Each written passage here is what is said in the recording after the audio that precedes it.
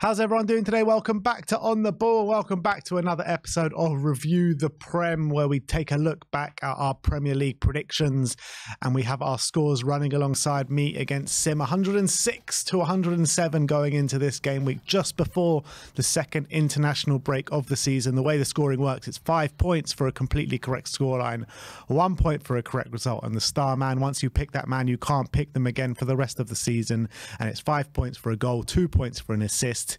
And Tottenham are top of the league. So let's go and have a look at Luton against Tottenham. It finished 1-0 to Tottenham. Sim went for 1-0 to Tottenham. I went for 3-0.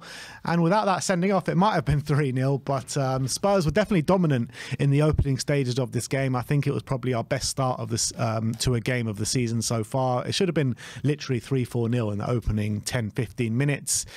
And then Bissouma does what Bissouma did just before half-time, taking a dirty dive once he's on a yellow, and he gets sent off for it, and then it became much more of a closer game in that second half. But I think Spurs still ran out deserved victors. Yeah, they had to go through a bit of adversity, didn't they? Being down to 10 men up and the game being at 0-0 at the time as well. It was always going to look like a difficult task to come away with 3 points, but they managed to get the job done. Really nice piece of skill from James Maddison on the touchline from the corner, and Spurs and Van der Ven putting it away. Spurs defended valiantly, and I think you could say they were a bit lucky because Luton missed some chances, but then again Spurs missed a host of chances in the first half as well. So I think both sides can't really complain about missed chances. I think we took our chance when it came with Van der Ven, and we got the deserved win. So now we sit top of the league, and we showed another side to our game, the side of resilience, battening down the hatches, getting that clean sheet by any means necessary, and it was a good defensive performance in the end. Absolutely, and I'll say it again, Spurs sit top of the league going into the second international break. Let's go on to Turf Moor and move on to the Burnley versus Chelsea game, which finished 4-1 to Chelsea on the day. Is this a return to Chelsea? Is it a start to life under Pochettino now? Are they getting to grips with things? Sim went for 2-1 to Chelsea. I went for 2-0. And to be honest, in the first half, it was a fairly even game, I felt, with Chelsea maybe having the better of the possession. But XG was fairly similar. I thought the chances created was fairly similar. But it was the second half where Chelsea really came to life. They were 1-0 down at half-time and finished the game 4-1 winners.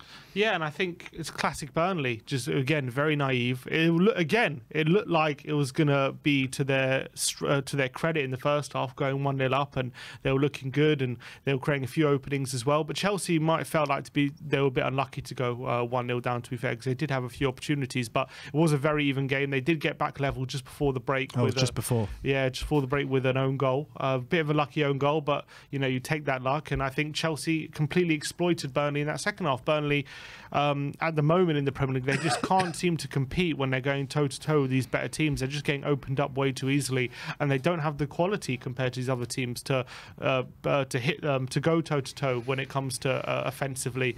And at the moment, they're just getting opened up way too easy. They're leaking way too many goals, and Kompany is being taught a cruel lesson at the moment in the Premier League whenever they're being faced. And I think it's just another classic Burnley performance, way too open, and Chelsea had the quality to exploit them. To be fair to Chelsea, though, I think that's 3 wins on the bounce now in all competitions, so definitely signs of them turning a corner. And Sterling on the score sheet, Palmer getting a penalty, Jackson on the score sheet as well, so their forward line is starting to get the ball in the back of the net. But there'll be tougher tests to come for them for sure. But look, credit to them. A couple of good wins on the board now, so seem to be turning a bit of a corner. Are they still in crisis? Well, after 2 wins, they're not, but might be if they go on another losing run. Yeah, I think this kind of turn of results was coming for Chelsea, to be honest. I really do. Like I said before, they were playing well in games, not getting the ball over the line, but now they're seeming to get the ball over the line and finish their chances, and they're getting the results for it. So 4-1 win away at Burnley, but they do go to Arsenal or play Arsenal next, so that'll be an interesting matchup. But next up is Everton 3, Bournemouth 0. Sim went 2-0 to Everton. I went 1-1, so Simeon gains another point on this game. And Everton, such a hard team to read at the moment. 1 week they're beating Brentford, then they're losing to Luton. Now they're beating Bournemouth quite convincingly. It's a result that they needed at the time. Bournemouth, on the other hand, they just can't seem to buy any sort of result in this league. And Iraola's come in for Gary O'Neill, where Gary O'Neill had a really good season last year. And is that looking like the wrong appointment now at the moment? Yeah, I mean, it's at the moment, I think they're suffering from the same problems as Burnley, to be honest. Maybe a bit too naive at the moment, way too open, way too easy to play against, and they haven't really perfected how Iraola wants to play. And at the moment, they're kind of trying to do this high pressing system, but teams are playing through them way too easily. They were completely physically dominated from Everton, and Everton just absolutely battered them, to be honest. 3-0 didn't flatter them. They had a 2.49 XG compared to Bournemouth's 0.69, so 25 shots as well, and 8 on target. So thoroughly deserving that victory, Everton. And Everton will feel as well that home win might have been coming as well, because they've had some home losses where they've been very unlucky, where the opposition keepers had great games. And this time round, they dominated and they got the deserved victory. So good win for Everton, but definitely red flags for Bournemouth at the moment, who's sitting in 19th, only 5 goals scored. You would expected they would have had more goals at this point, considering the way they play. But again, maybe similar to Burnley, they're just lacking that quality when they're trying to go toe to toe with these with teams with better players. They're lacking the quality at the moment. Yeah, I always thought it was a peculiar decision to sack Gary O'Neill when they did, after such a great job he did last season, and to bring in Iraola. I think yeah, he's a good manager, Iraola, but is he the manager to bring Bournemouth and save them from relegation with the kind of football that he plays? I kind of feel like they need a much more dogged manager that can kind of set them up to not concede goals and keep them in games, as opposed to playing free-flowing, expansive football where they're going to get opened up time and time again. Yeah, but if you're going to change it, it's always going to take time, especially with getting new recruits ready, getting the Bournemouth players to play in a completely different way. So I kind of expected a poor start, but we'll see kind of in January where they're standing. Next up is Fulham against Sheffield United. Finished 3-1 to Fulham. Both of us going for 0-0 on the day. But look, it's an impressive performance and result for Fulham. But Sheffield United, again, losing with only 1 point on the board this season out of 8 games. You've got to start to worry about Heckingbottom and Sheffield United and where they're actually going this season. Especially against a team like Fulham, where they just haven't been great this season, and to swat them aside like they did, it definitely got to ring alarm bells for Sheffield United. Yeah, they're losing 4 losses in a row now. It looked like there was a period when they played Arsenal, they played Man City, and they're like, okay, they're dogged, they're resilient, it's going to be tough to break them down. But they ended up losing both those games late, and then they lost 8-0 to Newcastle. Now they've lost 3-1 to Fulham, and all of a sudden things started looking to be falling apart a bit for Sheffield United. Rooting bottom of the league, only 1 point so far in their first 8 games, and the problem with Sheffield United is if they keep leaking goals the way they're playing, it's not like they're going to go score loads on the other end as well. So there's got to be massive pressure on Heckingbottom at the moment to turn this around. Albeit, I would say the way the Fulham went 2-1 was a massive slice of luck. Like, of those things you can't really account for. Tom Cairney has a shot from 30 yards. He slips while shooting, and the ball ricochets off his standing leg. It goes flying from 30 yards out, loops onto the crossbar, then hits the keeper's back of the head and goes in. So, like, I kind of feel sad for them on that front. Like, what can you do about that? And all of a sudden they're 2-1 down, chasing the game. But at the moment, they were leaking way too many goals, and a Fulham side who can't score for love nor money were able to get 3 against them. So, you can't really complain too much. Look, you can feel for them with the way that particular goal went in, but like, if they lost by the odd goal, then I can understand a little bit. But it was a bit of a battering from Fulham to Sheffield United this weekend. So I kind of, they kind of made their own luck in that situation, to be honest. So credit to Fulham for swatting aside Sheffield United, but definitely there's a lot to worry about if you're a Sheffield United fan, that's for sure. But let's move on. Manchester United against Brentford, 2-1 to Man United. Both of us went for 1-1, and it was very close to being 1-1, to be honest. Brentford had the lead for the majority of the game. McTominay comes on and he scores 2 goals in the, I think, 93rd and 97th minute or something like that. Unbelievable stuff from McTominay. And Brentford will be scratching their heads how they didn't take anything from this game, especially with the poor form that they are on. They just can't seem to get a win on the board at the moment, Brentford. And With Manchester United, I feel like that result might have saved Ten Hag bought Ten Hag a bit more time in terms of his job. But got to give credit to Scott McTominay, because he's taken his Scottish form into his Man United team now, and he's come on, and maybe he's going to see more minutes now in the Manchester United shirt. Yeah, look, you've got to give credit to Man United. Unbelievable resilience to keep going to the end, and it would have been very easy, a bit like against Palace, to kind of not get over the line and not get the result. But he's got those 2 late goals, an incredible moment for them, and maybe that could be a turning point. But in terms of performance, again, a lot to be desired. Another howler from Andre Onana, which is becoming a weekly occurrence at the moment. That's got to be a massive worry. How much did they sign him for? What, 50 million, something like that? Madness, I mean, he's got chocolate wrists at the moment. It was absolutely horrendous. That goal from Jensen, from his point of view, had to be keeping that out the back of the net. Wasn't able to do it. But Man United kept going. To be fair, it didn't look like they were going to score. They had a couple of opportunities, but Brentford were always a threat on the counter attack, and it didn't look like Man United were even going to get a point at one point. But McTominay comes on. He even came on late. He came on in like the 85th minute, or he came on really late, and was able to get those 2 late goals. 2 strikers finishes as well. One finish, turn and shoot in the box, then another one, a header just at the end. And as well, Man United had a goal ruled out just before, so they were piling on the pressure. So you got to give them a bit of some credit, but it's not a performance that's going to show me that they're turning point just yet. But maybe the fact that they did get the win will galvanise them. Yeah, we'll have to wait and see what happens with that one. But credit to United, and Brentford need to find some solutions very soon to start getting the wins on the board. But I think they'll be all right this season. They still are a very good side. Next up is Palace against Nottingham Forest, which was the 5:30 kickoff on this Saturday. Sim went for 1-0 to Forest. I went for 1-1, so I gain a point on the board for this one. And I'll tell you what, whoever made the decision to make this game a 5:30 kickoff on a Saturday for the televised fixture, they need to lose their job or something, because everyone could have told you this way it wasn't going to be a spectacle, and I think it kind of played into what everyone was thinking. It wasn't a great game of football. 0-0. I mean, what can you say about this game? There was just nothing in it, really. Yeah, I thought Forest would shade it, because I expected Awioni to play, and maybe he would have got something, but he actually wasn't involved. I think he pulled out late due to an injury. Palace without Eze is like how Mourinho, when he was at Tottenham, he said it was like a gun without bullets, and that's what it feels like with Palace at the moment. When they have no Olise, no Eze, they're really, really struggling to create, and they didn't really create much against a very stubborn Forest team. Forest probably had the better of it, and if anyone was going to win it, it probably was going to be Forest, but I think this game had 0-0 written all over it when you saw the lineups. Next up is Brighton against Liverpool, which was a really good game of football. Finished 2-2. Sim went 4-2 to Liverpool. I went 3-1 to Liverpool.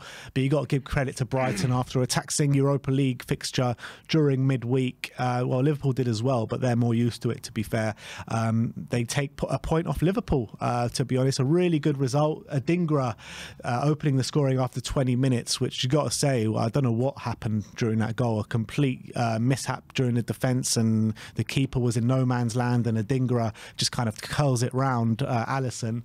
I don't know how that goal happened. And then before half-time, Mo Salah gets 2 goals, one from the penalty spot, and you're thinking, all right, Liverpool are going to really barnstorm this game and go and take the win. But Brighton, they stuck in the game. Lewis Dunk from the set piece, and finishes 2-2. And to be fair, Brighton probably finished the stronger, and João Pedro has that amazing chance, could have won it at the end as well. Liverpool will be kicking themselves though, because at 2-1 up, look, Brighton probably had the better the early exchanges, but Liverpool turned it around just before half time, and then at 2-1 up, you got visions of 6-1 last week for Aston Villa. You're thinking maybe Liverpool could do something similar, but I think the game really did turn when Gravenberch missed that open goal.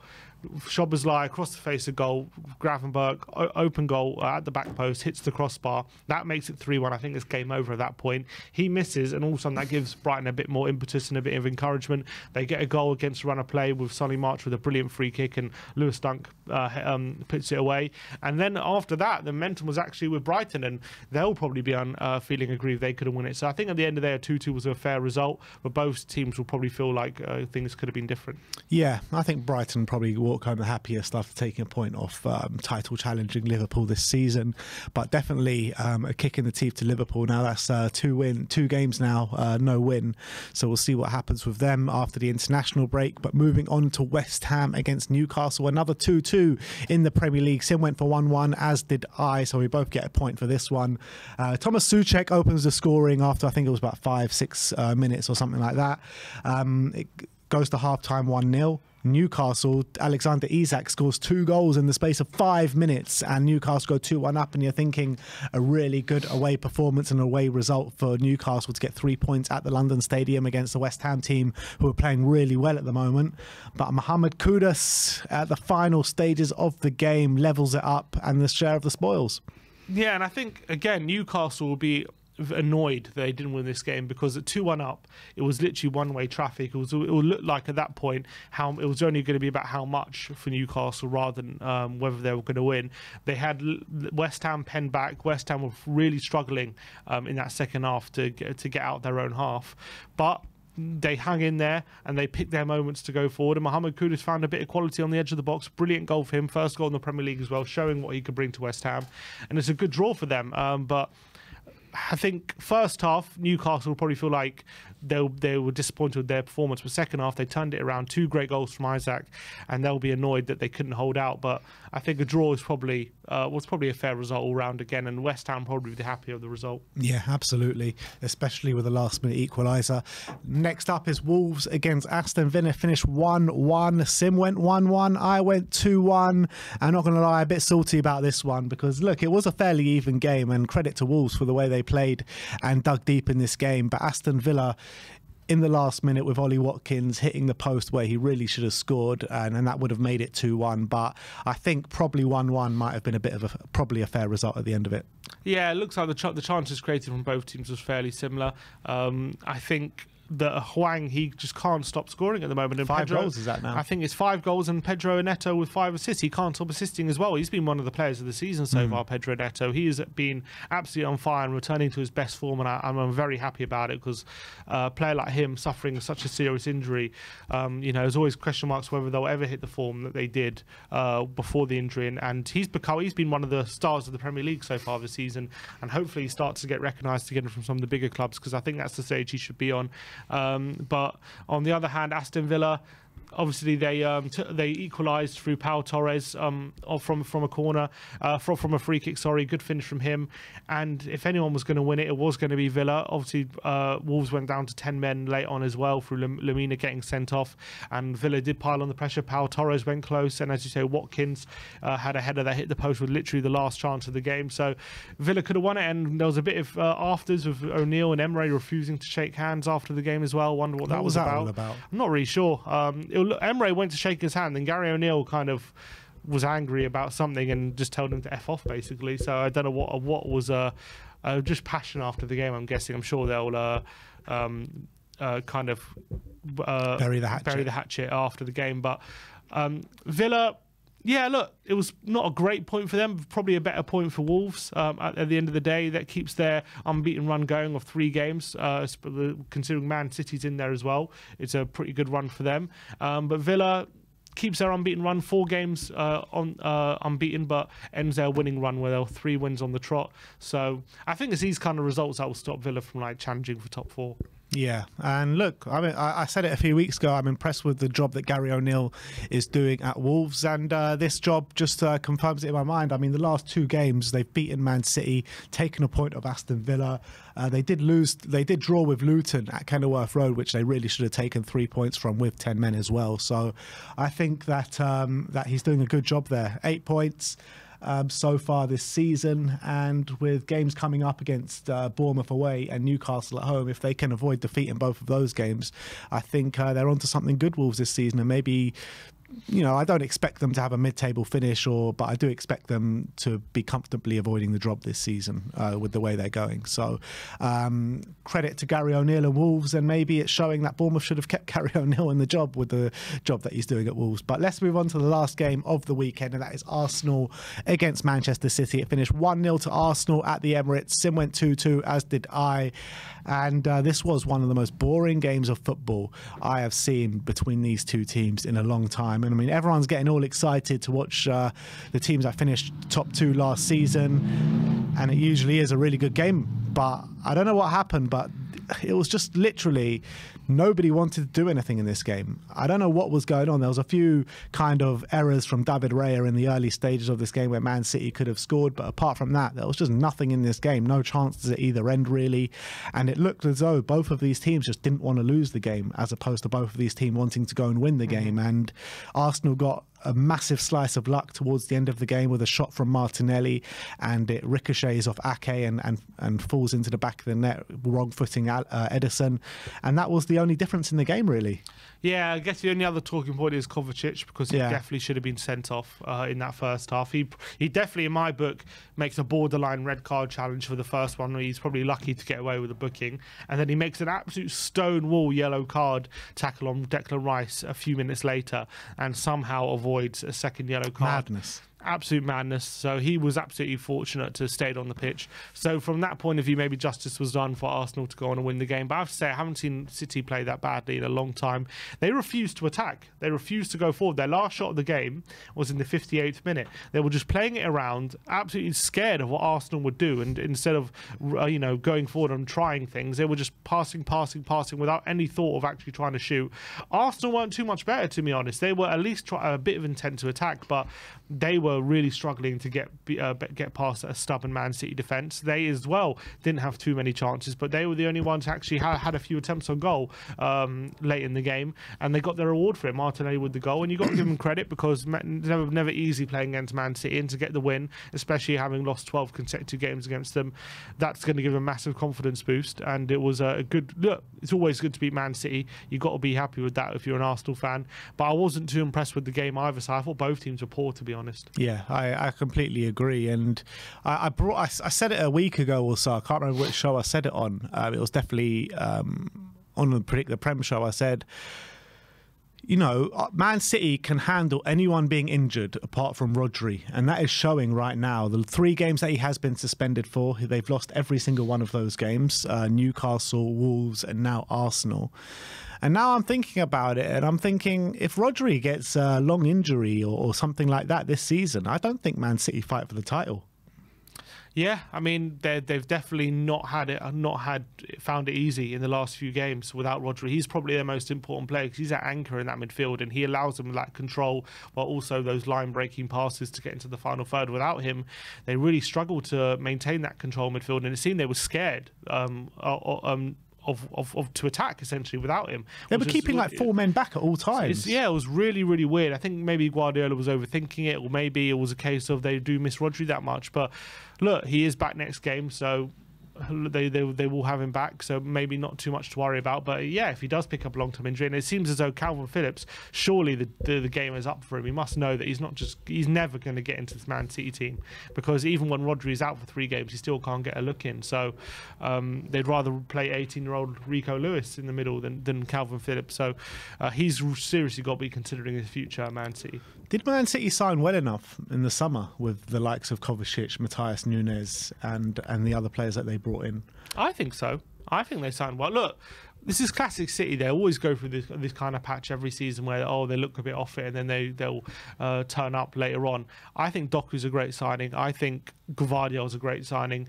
I think Nunes, I don't think he's a great signing. I think he's a good signing. I think Paquetá would have been a better signing if they would have got him over the line, but they didn't. But I do think Nunes is a good player.